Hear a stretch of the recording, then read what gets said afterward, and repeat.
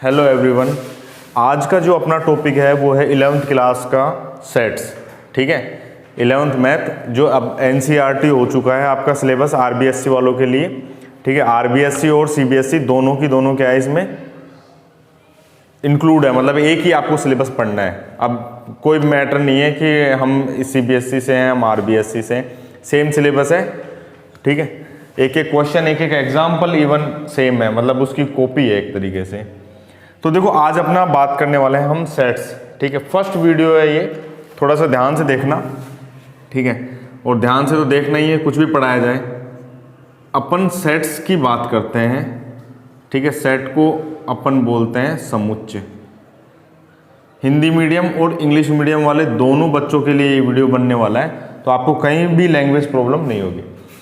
तो देखो सेट्स को मैं एक डेफिनेशन देने वाला हूं। सेट को मैं बोल रहा हूं सेट इज अ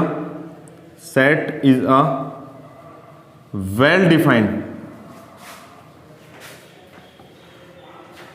कलेक्शन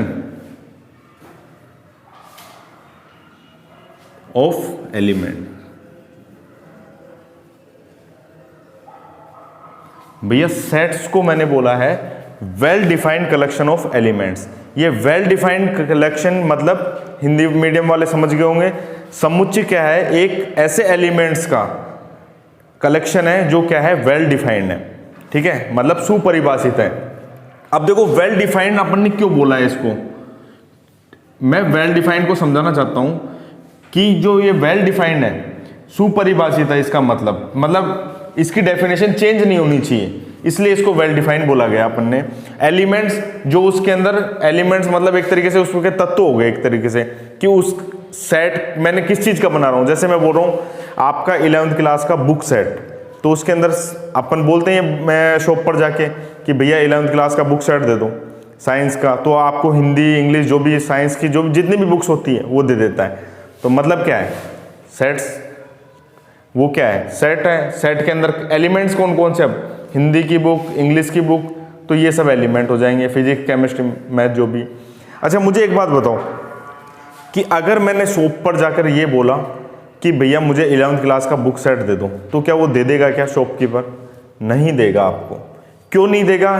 क्योंकि अभी ये वेल डिफाइंड नहीं है। आपको बताना पड़ेगा कि सर 11th क्लास की बायो का सेट दो, मैथ्स का सेट दो, आर्ट्स का सेट दो।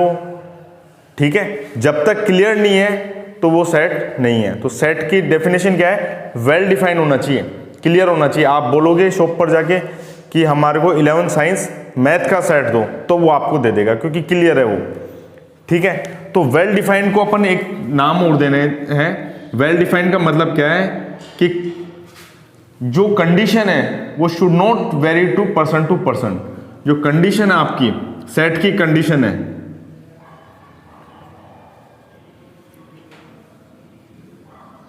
Should not very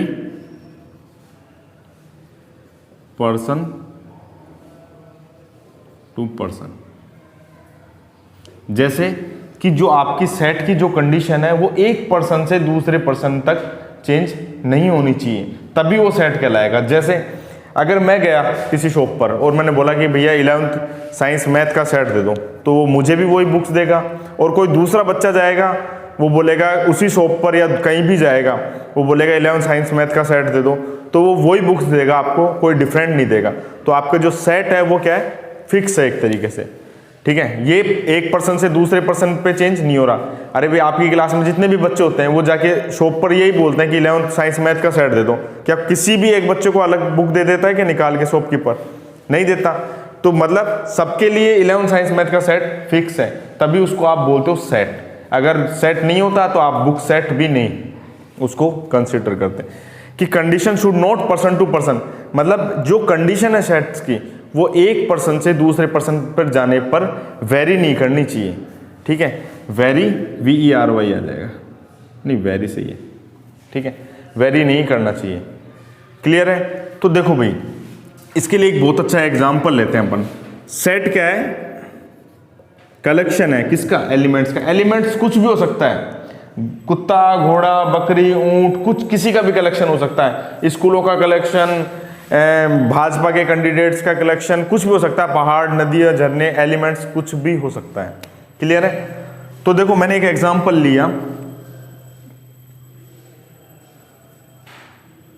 top 5 actors of Bollywood. ठीक है, इसको मैं सेट का नाम देना चाहता हूं। इसको मैं क्या नाम दे रहा हूं? ये इसको मैं सेट बोल रहा हूं कि ये मेरे लिए क्या है? सेट है। अभी चेक करते हैं अपन ये सेट है या नहीं है। ठीक है, तो देखो भैया, सेट मैं बोल रहा हूं कि टॉप 5 एक्टर्स ऑफ बॉलीवुड। तो अगर मैं किसी बच्चे से पूछूंगा, ठीक है, मैंने मोदी जी से पूछ लिया, अपने नरेंद्र मोदी जी हैं, तो वो बोलेंगे टॉप 5 एक्टर्स बॉलीवुड के कौन है? एक तो सलमान खान है, एक अरबाज खान है, ठीक है, एक सोहिल खान है, और एक अक्षय कुमार है, और एक और ले लो, कुछ भी ले लो। क्या ले? SR के ले लेते हैं। ठीक, शाहरुख खान। ठीक है, अब लेकिन मैंने भैया पूछा किससे? पप्पू से। नाम नहीं लूंगा, सबको पता पप्पू कौन है। ठीक है भाई, एक मोदी जी से पूछा, दूसरा पप्पू से पूछा। ठीक है, सबको पता है। तो पप्पू बोलेगा कि राजपाल यादव है, ठीक है, और कंगना रनौत है, ठीक है, और अक्षय कुमार है, SR के है, और कुछ भी ले लो। क्या लें? एक और 1-5 हो गए क्या? नहीं हुए, एक और ले लिया। कुछ क्या लें यार? बॉलीवुड मूवीज देखे टाइम हो गया। शाहरुख खान ले लिए ना, SR के। हाँ, रणदीप हुड्डा ले लेते हैं अपन। ठीक है, तो देखो भैया, मैंने इसको नाम देने वाला था सेट्स। ठीक है, टॉप 5 एक्टर्स ऑफ बॉलीवुड को मैं क्या नाम दे रहा हूँ? सेट। कि सेट है या नहीं, अभी चेक कर रहे हैं अपने वो। तो देखो मोदी जी ने बता दिया ये कि ये टॉप 5 एक्टर हैं भैया बॉलीवुड के, लेकिन पप्पू भैया बोल रहा है कि भैया नहीं, ये हैं टॉप 5 एक्टर्स। मेरे से कोई पूछेगा तो मैं कुछ और नाम बताऊंगा, ठीक है, आपसे कोई पूछेगा तो कोई और नाम बताएगा। तो मतलब जो कंडीशन है सेट की, वो क्या हो रही है? एक पर्सन से दूसरे पर्सन पर जाने पर चेंज हो रही है। और कंडीशन क्या थी? Condition should not vary person to person, कि जो आपकी कंडीशन है सेट की, वो एक पर्सन से दूसरे पर्सन पर जाने पर चेंज नहीं होनी चाहिए। It's mean that is not a set. ये समुच्चय नहीं है। क्लियर हो चुका होगा? ठीक है, अब एक और एग्जांपल लेते हैं अपन इसका, कि देखो ऐसी कौन सी कंडीशन है जो एक पर्सन से दूसरे पर्सन पर जाने पे चेंज नहीं होती। तो देखो भैया, एक एग्जांपल ले लेता हूं मैं। सेट ऑफ इंग्लिश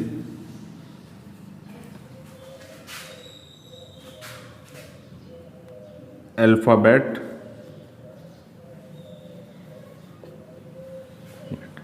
मैंने ले लिया collection of English alphabet. Collection बोल सकते हैं इसको अपन, क्योंकि सेट तो अपन चेक कर रहे हैं, तो मैं इसको बोल सकता हूं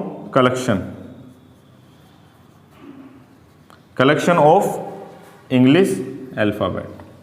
कि अपन चेक करने वाले हैं कि इंग्लिश अल्फाबेट के अंदर जो भी है कलेक्शन है, इंग्लिश अल्फाबेट का कलेक्शन है, वो क्या सेट है या नहीं है।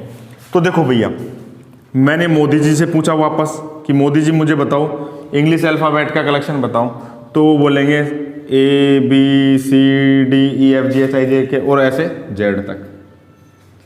ठीक है, अब मैं पप्पू से पूछ रहा हूँ वापस, तो पप्पू भी क्या बोलेगा? इंग्लिश अल्फाबेट का कलेक्शन क्या है भैया? ABCDEFGHIJ। ठीक है, मेरे से कोई पूछेगा इंग्लिश अल्फाबेट में कौन कौन से है, तो मैं यही बोलूँगा। ठीक, आपसे पूछेगा तो आप भी यही बोलोगे। क्या कोई दुनिया में ऐसा पर्सन है क्या कि जो अलग बता देगा इंग्लिश अल्फाबेट में?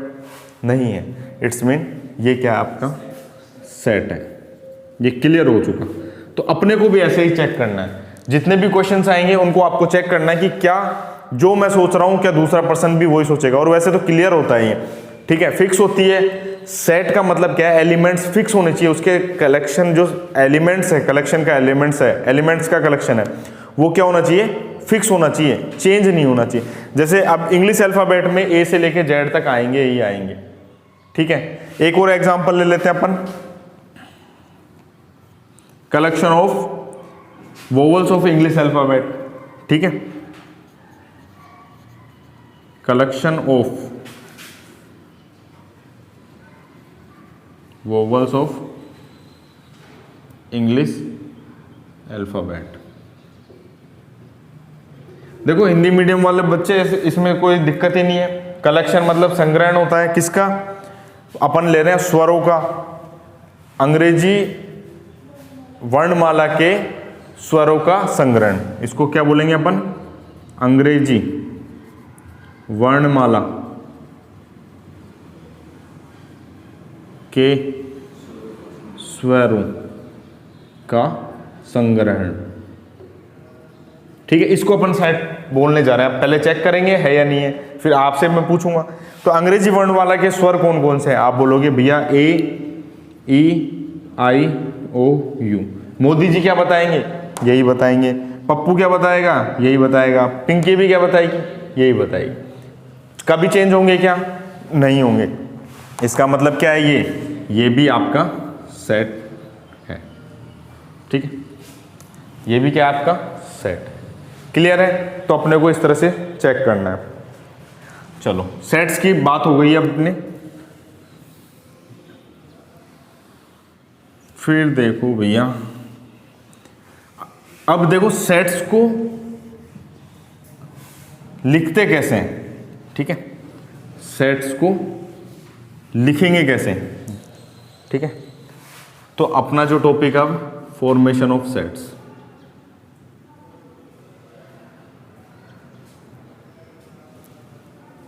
इसको अपन ये टॉपिक डाल लेते हैं, हाउ वी कैन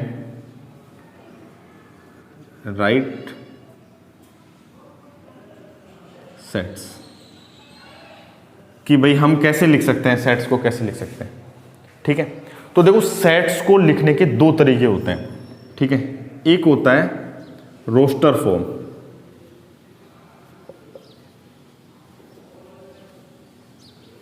ठीक है। एक क्या होता है रोस्टर फॉर्म, हिंदी में भी इसको क्या बोलेंगे अपन, रोस्टर फॉर्म, मतलब समझ गए होंगे। और दूसरा होती है प्रोडक्शन फॉर्म,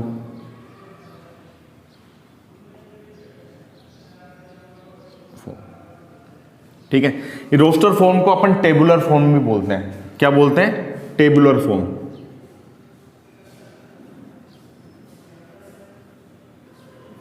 देखो इसको टेबुलर फॉर्म, ये रोस्टर ने दिया, मतलब रोस्टर फॉर्म और टेबुलर फॉर्म एक ही बात है, ठीक है। रोस्टर कोई साइंटिस्ट होगा, और इसको टेबुलर फॉर्म इसलिए बोलते हैं क्योंकि इसको एक टेबल के फॉर्म में अरेंज करते हैं। जैसे अभी मैंने एक एग्जांपल लिया था, ठीक है, कि collection of vowels of English alphabet, ठीक है। मैंने एक एग्जांपल लिया था अभी थोड़ी देर पहले, कलेक्शन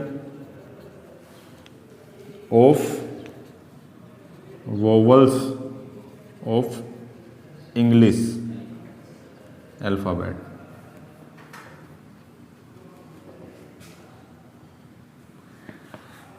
तो देखो भैया, अच्छा मुझे बताओ कि यहां पर आपको एलिमेंट्स दिख रहे हैं क्या, बताओ सेट के अंदर एलिमेंट्स दिख रहे हैं क्या, नहीं दिख रहे आपको अभी, ठीक है। आप इससे क्या करोगे, इससे सेट्स के एलिमेंट्स पर जाओगे। जैसे आप ये सुनोगे तब उसके बाद में क्या करोगे, आप एलिमेंट्स पे जाओगे, एलिमेंट्स देखोगे कौन कौन से हैं। मतलब यहां से आप क्या कर रहे हो, उसको प्रोडक्शन में कर रहे हो, सेट्स के एलिमेंट्स का क्या कर रहे हो, प्रोडक्शन कर रहे हो। तो इस टाइप से अगर कोई भी लिखा हुआ है, ठीक है, तो इसको क्या बोलेंगे, प्रोडक्शन फॉर्म, ठीक है, इसको क्या बोलेंगे, प्रोडक्शन फॉर्म। लेकिन अगर मैंने इसको अगर प्रोडक्शन फॉर्म से कन्वर्ट कर लिया एलिमेंट्स में, तो आप बताओ मुझे इसको मैं कैसे लिखूंगा। आप बोलोगे सर आप इनकी बात कर रहे हो, ए, ई, आई, ओ, यू, ठीक है। बताओ इससे यही प्रोडक्ट होंगे या कुछ और प्रोडक्शन हो जाएगा, बताओ इससे नहीं होगा। तो इसको बोला जाएगा टेबुलर फॉर्म। क्यों, क्योंकि देखो एक टेबल की फॉर्म में, और जितने भी टेबुलर फॉर्म में क्या करना आपको ध्यान रखना है, ये अभी प्रॉपर वे नहीं है, अभी लिखने का प्रॉपर वे नहीं है ये प्रोडक्शन फॉर्म, अभी मैं बताऊंगा इसको और मतलब ढंग से, ये गलत है, ठीक है, अभी बताता हूँ इसको कैसे लिखेंगे। ये AEIOU ये एलिमेंट्स है, एलिमेंट्स के बीच में क्या आएगा, कोमा आएगा, और बाहर दोनों तरफ क्या आएंगे, इस टाइप का ब्रैकेट लगेगा, इसको मिडल ब्रैकेट भी बोलते हैं, मजला ब्रैकेट भी बोलते हैं अपन, ठीक है, ये जरूरी है। तो इस टाइप से अगर कुछ कोई भी लिखा हुआ है तो वो क्या है, टेबुलर फॉर्म। तो आपका क्वेश्चन कैसे आ सकता है, सपोज आपको ये दे दिया, ठीक है, टेबुलर फॉर्म दे दिया, और आपको बोलेगा convert this into production form, ठीक है, समुच्चय निर्माण है, हिंदी में क्या बोलेंगे इसको, निर्माण रूप, इसको बोलेंगे निर्माण। प्रोडक्शन का मतलब क्या होता है, निर्माण, एक तरीके से निर्माण रूप, ठीक है, और फॉर्म का मतलब भी मेरे को पता चल गया, रूप, ठीक है, निर्माण रूप। तो देखो इससे आप क्या बोलोगे कि ये किसका है, ये सेट किसका है, इंग्लिश अल्फाबेट के वोवल्स हैं। तो आप ये हो गया, निर्माण हो गया, निर्माण। अगर ये आ जाए इस टाइप से आ जाए, मतलब शब्दों में आ जाए एक तरीके से, और आप उसके क्या बना रहे हो, एलिमेंट में कन्वर्ट कर रहे हो टेबुलर फॉर्म में, तो क्लियर है, ये पता लग जाएगा आपको। अब देखो इसको लिखना कैसे है, आपको लिखना कैसे है इसको, हमेशा सेट्स को क्या करते हैं, दोनों तरफ ब्रैकेट में लिखते हैं ऐसे, ठीक है, और आप लिखोगे x, ठीक है, और x क्या है भैया, x क्या है, उसके एलिमेंट्स हैं, x क्या है, उसके एलिमेंट्स, जो भी है वो कंडीशन के अकॉर्डिंग अलग अलग होंगे। तो आप लिखोगे, ये देखो दो बिंदु दिख रही है, नाग वाले बिंदु नहीं है, जो सांप काट लेता है वो वाला नहीं है, इसको बोलेंगे अपन सच दैट, ठीक है, x इज सच दैट, ठीक है, इंग्लिश मीडियम और हिंदी मीडियम दोनों को ही आपको यही बोलना सच दैट, ठीक है, और मीनिंग भी पता है आपको, यह है कि x यह है, सच दैट का मतलब क्या है, x यह है। तो अब आप आगे अपन लिखेंगे x क्या है, x क्या है, x is vowels in English alphabet, और फिर ब्रैकेट। तो ये है आपकी प्रोडक्शन फॉर्म को लिखने का प्रॉपर तरीका, ठीक है। ये कौन सी फॉर्म है आपकी, प्रोडक्शन फॉर्म।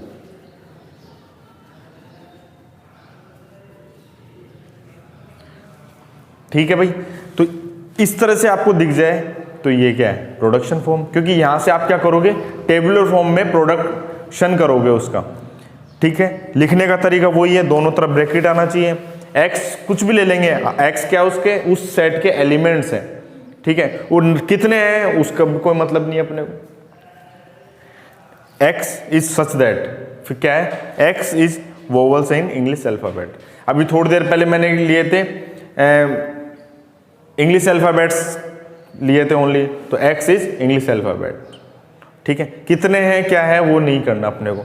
टेबुलर फॉर्म में लिखते टाइम ध्यान रखना है, एक टेबल के फॉर्म में है, इसको रोस्टर फॉर्म भी बोला जाता है, ठीक है। हर एलिमेंट के बीच में कोमा आना जरूरी है, ठीक है, और दोनों तरफ मजला ब्रैकेट। इस तरह से अपन इसको लिखते हैं, ठीक है भाई।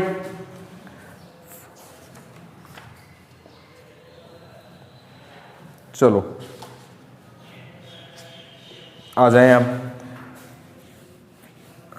देखो 1.1 एक्सरसाइज है, उसमें बस इतना ही है आपका एक्सप्लेनेशन। अपन क्या करेंगे, पहले एक्सप्लेनेशन और साथ में क्वेश्चंस करते चलेंगे, ठीक है। तो क्या होगा, प्रैक्टिस भी होती जाएगी अपनी, और समझ में भी आता जाएगा कि आपन ने समझा है उसको प्रैक्टिकली समझ में आया या नहीं आया। तो देखो सबसे पहले आपकी एक्सरसाइज है 1.1, सबके पास बुक्स होगी, मेरे पास हिंदी मीडियम की बुक है, तो कोई दिक्कत नहीं, इंग्लिश मीडियम वाले भी उसमें कन्वर्ट करना आपको थोड़ा बहुत तो आता ही है, ऐसी बात नहीं है, ठीक है।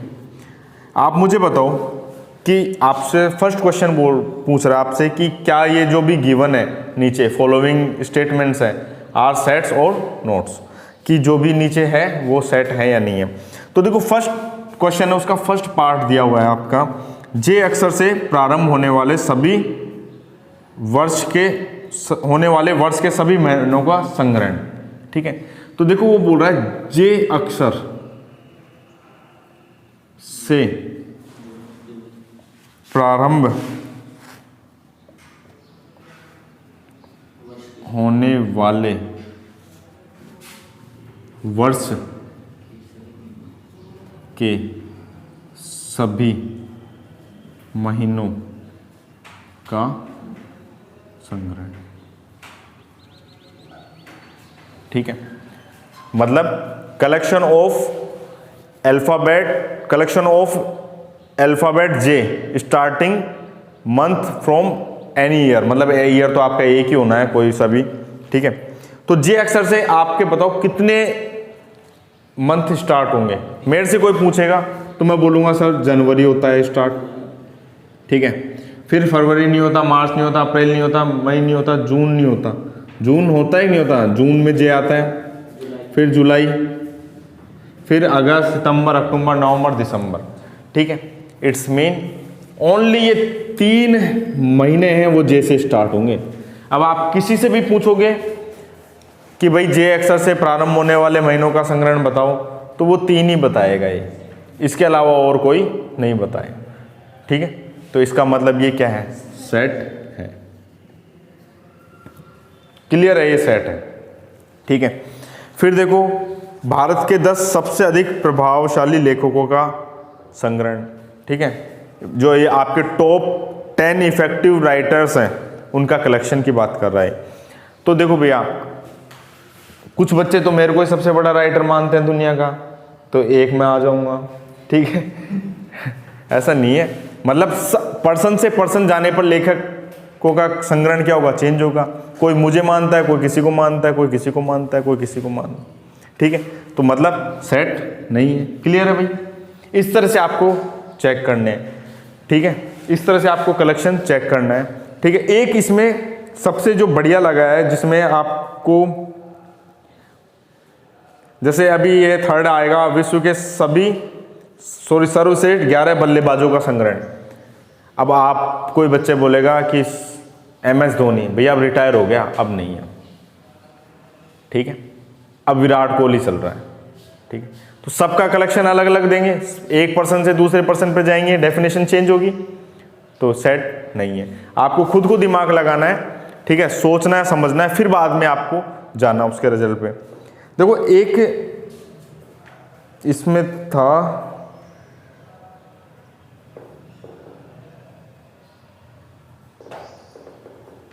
चलो पता नहीं कहाँ गया वो। देखो एक और है, विश्व के सबसे अधिक खतरनाक जानवरों का संग्रह। ठीक है, विश्व के सबसे खतरनाक जानवरों का संग्रह। तो भैया मेरे को तो चींटी सबसे खतरनाक लगती है। ठीक है, छिपकली सबसे खतरनाक लगती है। तो मतलब और कोई दूसरा बोलेगा भाई मुझे तो सिर्फ शेर से डर लगता है। ठीक है, तो सबकी डेफिनेशन अलग अलग चेंज होगी। किसी को किसी से कोई खतरनाक लगता है, किसी को कोई खतरनाक लगता है, तो मतलब डेफिनेशन चेंज होगी, सीधी सी बात। इससे जस्ट पहले वाला हो, इस अध्याय में आने वाले प्रश्नों का संग्रह क्या कलेक्शन सेट है या नहीं है। जो आपकी ये चैप्टर है इसके अंदर आने वाले क्वेश्चंस का कलेक्शन सेट है या नहीं, बिल्कुल सेट है। क्योंकि आपकी जो बुक है वो प्रिंट हो गई, एक भी क्वेश्चन अब कम ज़्यादा नहीं हो सकता। किसी से भी काउंट करवा लेना, आप मेरे से काउंट करवाओगे तो भी वही चीज़ मैं बताऊंगा, भाई इतने क्वेश्चन है। आपसे पूछेंगे तो भी वो। ठीक है, तो मतलब ये सेट है। फिर देखो एक थोड़ा सा इसमें एक और चीज़ बतानी पड़ेगी आपको, एक क्योंकि सेकंड क्वेश्चन थोड़ा सा अलग आ गया। ठीक है, एक चीज़ होती है बिलोंग्स टू।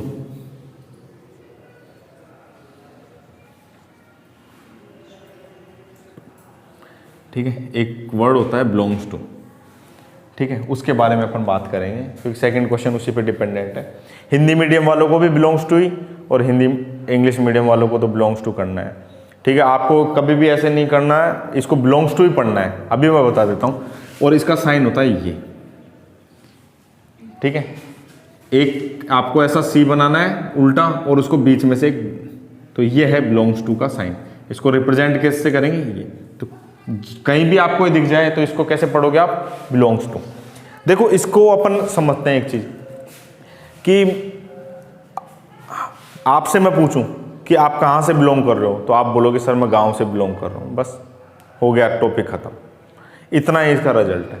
मतलब जो आदमी जहां से बिलोंग कर रहा है वो वहां से बता देगा। सलमान खान कहां से बिलोंग करता है? मुंबई से। सलमान खान कहां से बिलोंग करता है? बॉलीवुड से। ठीक है, मैं कहां से बिलोंग करता हूं? यहां से, छोटा सा मास्टर से। ठीक है, तो ऐसे अपन बिलोंग्स टू को समझते हैं। क्लियर है? ठीक है, तो देखो अब आपको मुझे एक बात बताओ, कोई मैंने एक सेट ले लिया, सेट कोई ए था, उसमें एलिमेंट्स थे ए बी सी डी, ये 4 एलिमेंट हैं। ठीक है, तो क्या मैं बोल सकता हूं कि जो ए एलिमेंट है वो सेट ए से बिलोंग कर रहा है? बोलो, सेट ए से बिलोंग कर रहा है नहीं कर रहा? बोलो, ए सेट, ए एलिमेंट है वो सेट ए में है क्या? है, तो मतलब ये बिलोंग कर रहा है। अगर मैं बोलूं कि एफ कोई एलिमेंट है, क्या ए से बिलोंग कर रहा है क्या? बताओ, नहीं कर रहा, तो अपन इसको काट देंगे। ठीक है, और इसको बोलेंगे डज नॉट बिलोंग्स। इसको क्या बोलेंगे अपन? Does not belongs to.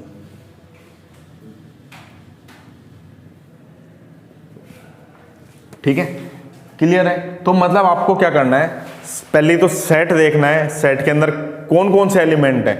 अब वो एलिमेंट से आपको पूछ लेता है कि भाई इस सेट से बिलोंग कर रहे हैं, दिख जाएगा अपने को, देखने से पता लग जाएगा बिलोंग कर रहा है या नहीं कर रहा।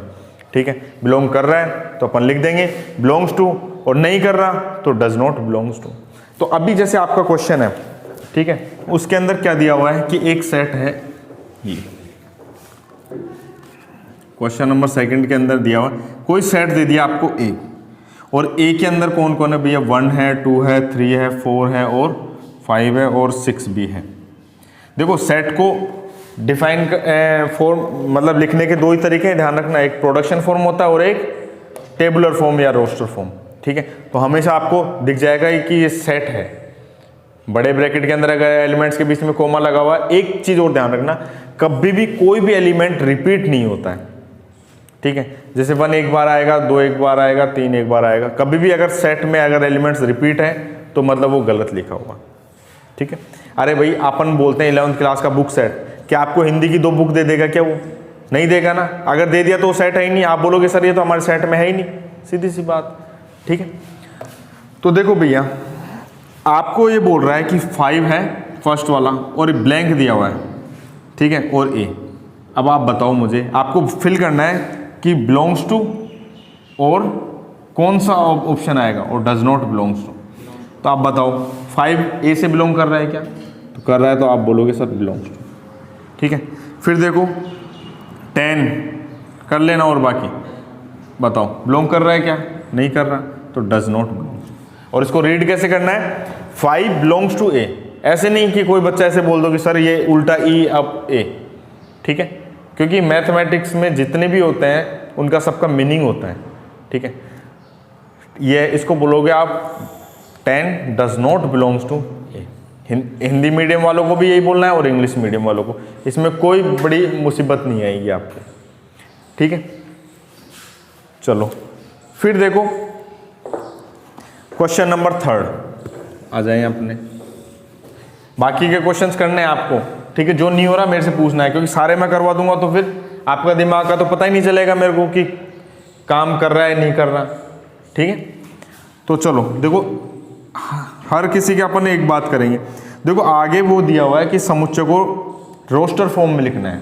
ठीक है, 3rd क्वेश्चन है वो क्या है? आपका जो एक सेट है उसको किस में दिया हुआ है? प्रोडक्शन फॉर्म में दिया हुआ है, और उसको किस में पूछ रहा है? वो उसको पूछ रहा है वो रोस्टर फॉर्म में या टेबुलर फॉर्म में।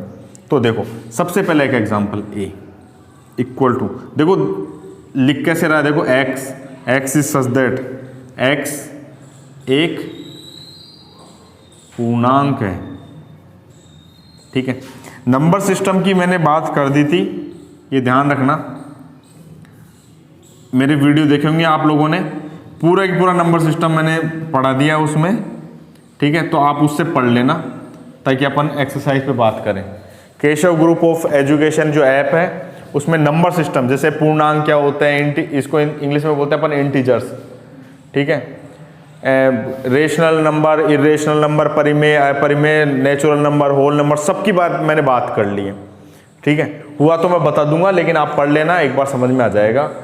पता है आपको एप्लीकेशन कौन सी? केशव ग्रुप ऑफ एजुकेशन है, और उस पर क्या करना, उसको रजिस्टर कर देना, आपको वहाँ पे वीडियो मिल जाएगा, वीडियो पढ़ा है उस पर आराम से, ठीक है। तो उस पर पढ़ लेना, ज़रूर पढ़ लेना, क्योंकि नहीं तो समझ में नहीं आएगा। पूर्णांक की बात कर रहा है अभी, ठीक है। पूर्णांक क्या होता है बता देता हूँ यहाँ तो मैं, ठीक है। पूर्णांक क्या होता है, अपन इंग्लिश को इसको बोलते हैं इंग्लिश में इंटीजर्स, ठीक है। दो तरीके की संख्याएं होती है, रियल, हमेशा ध्यान रखना नंबर सिस्टम को दो पार्ट्स में डिवाइड किया गया है, एक रियल नंबर और एक होता है इमेजिनरी नंबर, ठीक है। एक काल्पनिक संख्या होती है और एक वास्तविक संख्या।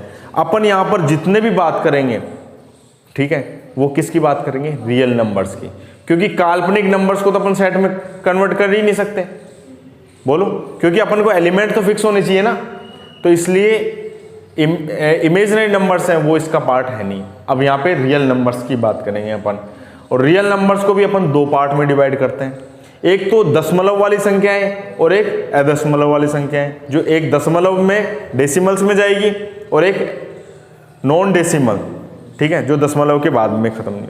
तो ऐसी संख्याएं जो दशमलव के बाद में नहीं जाती, उनको बोलते हैं अपन अदशमलव संख्याएं। जैसे 3 है, ये कैसी है, अदशमलव, और दशमलव 3.0002, ये दशमलव, ठीक है, डेसिमल्स है, और ये क्या है, नॉन डेसिमल। जितने भी नॉन डेसिमल्स नंबर्स हैं उनको अपन इंटीजर्स बोलेंगे, जितने भी नॉन डेसिमल्स नंबर है उनको अपन क्या बोलेंगे, इंटीजर। फिर उसमें आगे पार्ट होता है नेचुरल नंबर, होल नंबर वगैरह, ये सब पॉजिटिव इंटीजर्स, नेगेटिव इंटीजर्स, ये सब मैंने पूरा की पूरा उसमें वीडियो में बताया।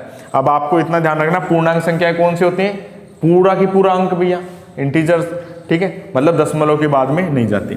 तो देखो सेट की डेफिनेशन क्या दी है, अपन इसको कैसे पढ़ेंगे, x is such that x is integer, क्या है, एक पूर्णांक है, और क्या है, x -3 से लेके 7 है, -3 से लेके 7 है, ठीक है। इसको किस में रखना है अपने को, रोस्टर फॉर्म में। तो देखो x की वैल्यू क्या है, मुझे बताओ, x की वैल्यू है -3 से बड़ी है, लेकिन -3 है क्या, नहीं है। अगर -3 होती तो ये इस फॉर्म में लिखा हुआ था, इक्वल, बोलो, तो -3 नहीं, ठीक है। -3 से क्या है, बड़ा है, तो -3 से बड़ा कौन कौन होगा बताओ, -2, -1, ठीक है। और देखो 7 से क्या है, छोटी है, क्या 7 के इक्वल है क्या x, नहीं है, तो मतलब 7 से छोटी मतलब 6 तक। लेकिन आपको क्या लेनी है, पूर्णांक ही लेना है, इंटीजर से लेना है। अगर यहाँ पे पूर्णांक नहीं होते तो आप देखो क्या लिखते हैं, -2.5, -2.6, तो आप देखो कितनी संख्या हो जाती, इनफाइनाइट, तो अपन बता ही नहीं सकते थे। इसलिए ये डेफिनेशन फिक्स है, क्या है, इंटीजर है, ठीक है। तो -2, 0, 1, 2, 3, 4, 5, 6, और सब में कोमा आएगा और ब्रैकेट, ठीक है। और इसको हमेशा सेट को एक चीज और ध्यान रखना, कैपिटल लेटर से शो करता है, अगर आप छोटा कर दोगे तो गलत है, क्योंकि एक लिखने का तरीका बना दिया फिक्स, ठीक है। तो आपको हमेशा क्या करना है इसको, तो ये देखो ये किस में आ गई, रोस्टर फॉर्म। इसी तरह से आपको बाकी वाले जितने भी क्वेश्चन है करना है, सोच समझ के करना है, ठीक है। आराम से हो जाएंगे क्वेश्चन, आपको दिमाग लगाना है, ये नहीं कि भाग के जाके अपन भाई पूछ लें किसी से भी ये कर ले, अपने को दिमाग लगाना है, उसमें लगाओगे तभी फायदा होगा, वरना नहीं होगा, ठीक है। एक चीज देखो, एक लास्ट वाला मैं बता देता हूं, ठीक है। भाज्य संख्याएं, अभाज्य संख्याएं सब मैंने वहां पे बता दी हैं, वो वीडियो जरूर देख लेना मेरा, नहीं तो नहीं समझ में आएगा, ठीक है। वैसे मैं बता दूंगा, भाज्य अभाज्य तो समझते होंगे ना आप, ठीक है। चलो, क्योंकि इसी से रिलेटेड क्वेश्चन आएंगे, फिर करोगे कैसे, जब पहले भाज्य संख्या पता होगी तभी तो जाओगे। देखो एक ये दे दिया ई, सेट क्या है, ट्रिग्नोमेट्री है शायद, हाँ,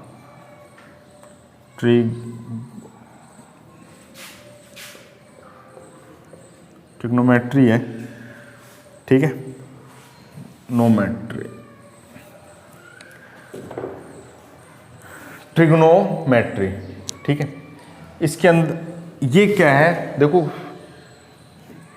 फॉर्मेशन प्रोडक्शन फॉर्म में थी, ये ब्रैकेट नहीं है इसके इधर, ठीक है। ट्रिग्नोमेट्री के शब्द के सभी अक्षरों का समूह, ट्रिग्नोमेट्री के सभी शब्दों का समुच्चय। ठीक है, कई बार देख लेना कि बुक वाले कई बार क्या करते हैं, क्वेश्चन के अंदर आपको लगेगा ट्रिग्नोमेट्री है और यहाँ से ई गायब कर देगा। आप जल्दी में पढ़ोगे कि भाई ये तो ट्रिग्नोमेट्री है, वर्ड क्या है, ट्रिग्नोमेट्री है, और आप गलत करके आ जाओगे वहाँ पे। ठीक है, समझ रहे हो? तो आपको देखना है, जो है वो ही लिखना है। कई बार क्या होता है, आपको बेवकूफ़ बनाने के तरीके होते हैं क्वेश्चन के अंदर कि बच्चा प्रॉपर समझ पा रहा, नहीं समझ पा रहा, इसलिए। तो देखो इस ट्रिग्नोमेट्री के शब्द कौन कौन से हैं बताओ। टी है, आर है, आई है, जी है, ये है। तो इसका अपने को क्या बनाना है, सेट्स बनाना है। क्लियर है? तो देखो अपन क्या बोलेंगे, ई क्या है, ई में कौन कौन है, टी है, आर है, आई है, जी है, ओ है, एन है, फिर देखो ओ है आ गया, लेकिन ओ पहले आ चुका तो रिपीट नहीं होंगे। ठीक है, फिर एम है, फिर ई है, फिर टी नहीं आएगा क्योंकि टी आ चुका है, फिर देखो आर आ चुका है, फिर वाई। बस करो। ठीक है, इसी तरीके से आपको नेक्स्ट वाला करना है। कोई भी एलिमेंट रिपीट नहीं होगा। ठीक है, क्यों नहीं होगा, आपको एक एग्जांपल दे दिया हूँ कि शॉप पे जाओगे, आप बोलोगे 11th क्लास की बुक सेट दो, तो आपको ना फिजिक्स की 2 बुक देने वाला है वो, ना कोई दे। तो सेट मतलब फिक्स है एलिमेंट। क्लियर है? ठीक है, फिर आ जाओ 4th क्वेश्चन के अंदर। देखो ये है रोस्टर फॉर्म में, तो इसको किस में करना, कन्वर्ट करना अपने को, प्रोडक्शन फॉर्म में कन्वर्ट करना है। तो देखो डस्टर का 4th क्वेश्चन के अंदर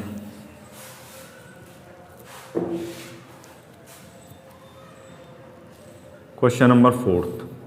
ठीक है, आपको ये गिवन है, कोई भी सेट ले लिया अपन ने, ए 3 6 9 12। तो आपको पहले तो देखना ही है क्या।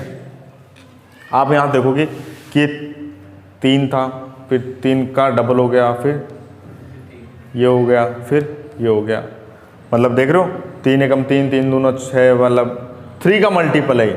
तो आप इसको पहले आप लिखोगे समझ, मतलब रफ के अंदर, मतलब क्योंकि पहले आपको समझना है, डायरेक्ट तो आप कैसे लिख दोगे कि ये क्या है, 3n है एक तरीके से। n क्या है, 1 2 3 4, देखो उससे ज़्यादा भी नहीं है। तो आपको क्या लिखना है, n क्या है, n 1 2 3 4 है, इसका मतलब क्या है, n belongs to natural number. n किसको बिलोंग कर रहा है, नेचुरल नंबर्स को, होल नंबर्स को भी नहीं कर रहा, किसी को भी नहीं कर रहा, क्योंकि नेचुरल नंबर कहाँ से बिलोंग करते हैं, 1 से लेके इन्फिनिटी तक जाते हैं, 1 2 3 4 5 6 7 8। वो वीडियो जरूर देख लेना, नहीं दिक्कत होगी। ठीक है, और देखो अब नेचुरल नंबर तो भैया 1 2 3 4 5 6 ऐसे जाता है, लेकिन यहाँ तो अपना काम कहाँ तक हो रहा है, 4 तक ही हो रहा है। तो आप क्या बोलोगे, n इज लेस देन 5। ठीक है, और आप ये भी बोल सकते हो इक्वल टू 4, दोनों ही सही है। क्यों, इसमें इक्वलिटी आ गई, n क्या है, इक्वल टू 4 है और 4 से छोटा है।